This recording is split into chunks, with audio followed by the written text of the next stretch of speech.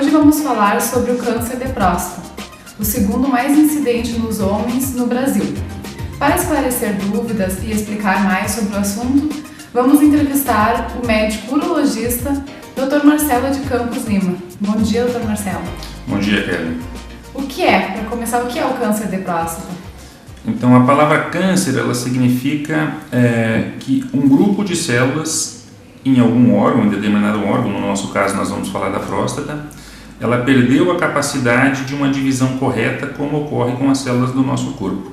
E, portanto, ela se multiplica indefinidamente. Então, ela não é mais uma célula sadia original, ela sofreu uma transformação e ela, na verdade, perde a capacidade de parar de multiplicar. Então, como ela se multiplica demais, é uma célula doente, ela forma um tumor mesmo, né? Então, ela é um nódulo que cresce e ele vai aumentando de tamanho, 2, 3, 4 e pode alcançar proporções grandes, né?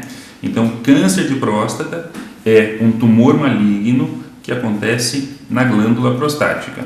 E qual é o grupo que corre maior risco de ter um câncer de próstata? A gente sabe que, por exemplo, o sujeito que fuma tem muito mais chance do que não fuma de ter o câncer de pulmão. Na próstata não tem esse fator ambiental tão definido. Os fatores de risco são, a gente sabe que os negros têm mais chance do que o restante das etnias, então negros têm que tomar mais cuidado, começar a prevenção um pouco mais cedo. Quem teve história familiar de um parente de primeiro grau, ou seja, irmão ou pai, que tenha tido câncer de próstata, tem mais chance do que o resto da população. E quem teve 2 parentes de primeiro grau, aí a chance é bastante grande. Assim, nós consideramos quem tem 2 parentes de primeiro grau que tenham tido câncer de próstata, tem uma prevalência de 20% de chance na vida de ter câncer de próstata. Nossa, é maior mesmo. Maior. Então, fundamental é a etnia, os negros comecem a prevenção mais cedo.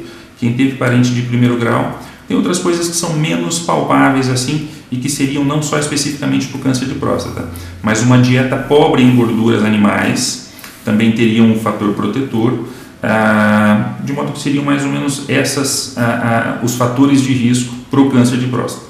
Então, fatores externos não é muito... Isso não é uma coisa tão prática ou tão palpável assim que a gente determina, mas para o câncer em geral, a gente tem ouvido ou conversado muito sobre os poluentes ambientais, né? Muito se comenta sobre os venenos agrícolas nos alimentos que nós comemos. Isso teria, em teoria, sim, a capacidade de produzir uma quebra genética e mutação nas células e trazer ou favorecer o surgimento dos tumores, né? A gente tem a impressão assim que no passado se falava muito menos em câncer do que se fala hoje, né? Hoje a gente ouve e todo mundo conhece, ou já ouviu falar, pessoas podem ser crianças, podem ser jovens, podem ser adultos, podem ser idosos. O câncer, ele na verdade, ele está presente com muita frequência, infelizmente mesmo. E esse desenvolvimento, a nossa vida moderna, acho que com certeza deve ter algum fator desse, né? Um poluente ambiental, a poluição da água que nós bebemos, que nós ingerimos, os alimentos que nós comemos. É muito provável que isso tenha uma influência de favorecer o desenvolvimento do câncer, não só da próstata, né? Como um todo. Mas isso é muito, muito difícil de se provar, é difícil da gente comentar. A sugestão assim é ter uma vida saudável, procurar comer alimentos que você saiba a procedência, que não tenham sido tratados ou cultivados com muito agrotóxico.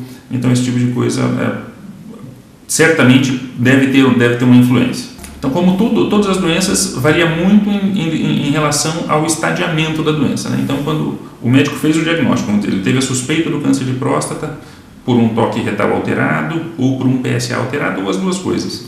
Ele vai fazer a biópsia da próstata que confirma a doença. Confirmada a doença, de posse do resultado da biópsia, da condição do toque da próstata e do valor do PSA, o médico vai estadiar e vai colocar essa pessoa como doença confinada à próstata ou a doença que já não está mais confinada à próstata. E isso tem diferença fundamental em relação ao diagnóstico. Em relação ao tratamento, perdão. Quando a doença, o médico imagina pelos exames e por examinar a pessoa que essa doença está restrita à próstata, ele vai propor um tratamento com a ideia de que seja curativo para essa pessoa. Se ele vai ser curativo ou não depende da evolução na sequência de fazer, né? Mas aí o médico fala, eu vou te propor um tratamento porque eu quero te curar. As duas possibilidades de cura para o tratamento do câncer de próstata são cirurgia radical, para remover toda a próstata, ou radioterapia.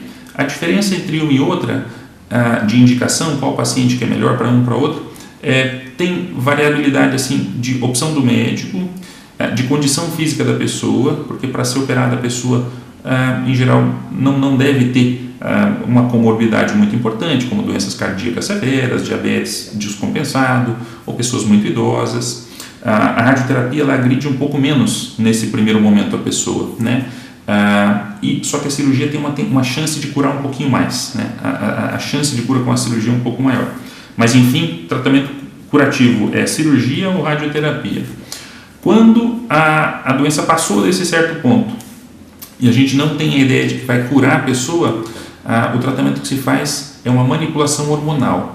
A gente faz um tratamento hormonal em que a gente bloqueia no corpo da pessoa a ação do hormônio masculino. O hormônio masculino ele funciona de uma certa forma, para explicar de maneira mais simples, como um alimento que faz a doença crescer.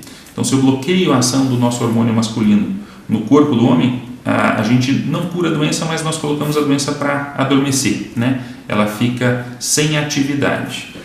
Lógico que isso em casos mais graves, casos mais avançados. Isso mesmo. É a situação não que mas a gente não gostaria a gente não gosta quando chega e propõe o tratamento hormonal para a pessoa, né? A gente prefere indicar cirurgia ou radioterapia. A medicina também não apesar de ter muito detalhe técnico e porcentagens, tudo, o tratamento é um pouco individualizado. Porque, por exemplo, se a gente descobre uma doença dessa num senhorzinho de 80 anos e ele pode estar bem na vida, sadio, tudo, e mesmo identificando que eventualmente essa doença seja localizada, algumas vezes opta-se por tratamento hormonal, mesmo entendendo que a doença é localizada, mas porque em idades mais avançadas, o tumor ele é quase que um acompanhante da vida da pessoa e a pessoa só cuidar direitinho que não vai morrer, não vai sofrer por causa disso, né? Então, apesar de ter critérios técnicos de decisão, esse é melhor fazer cirurgia, esse é melhor fazer radioterapia, esse é melhor fazer o bloqueio hormonal. Isso nem sempre é 100%, né? Determinado assim. A medicina tem algo que vai muito do contato e da gente entender a vida da pessoa também, né? Não é só a gente não trata a doença, nós tratamos o doente que tem uma doença, né? Levar os hábitos da pessoa, isso mesmo. Tem, então não quando eu vou indicar um tratamento, eu não olho só o papel assim, o PSA é tanto, o toque retal é assim, a biópsia é assim. Eu tenho que conversar com a pessoa, ouvir a necessidade e o desejo dela também. Todo mundo pergunta sempre: quimioterapia é um tratamento por câncer de próstata, por câncer de uma maneira geral muito comum. Por câncer de próstata é muito raro que se faça, a não ser em casos muito avançados e que todas essas outras possibilidades não resolveram e que a pessoa fará a quimioterapia, mas daí com uma perspectiva não muito boa de resolução, né? Então a quimioterapia não se pensa muito no câncer de próstata. É mais radioterapia. Cirurgia rádio e bloqueio hormonal. A Web TV Mais Saúde agradece por essas informações, né? Esses esclarecimentos, e com certeza vai tirar muitas dúvidas do nosso público que está nos assistindo. Então tá ótimo. Obrigada, doutor Marcelo. Obrigado a você.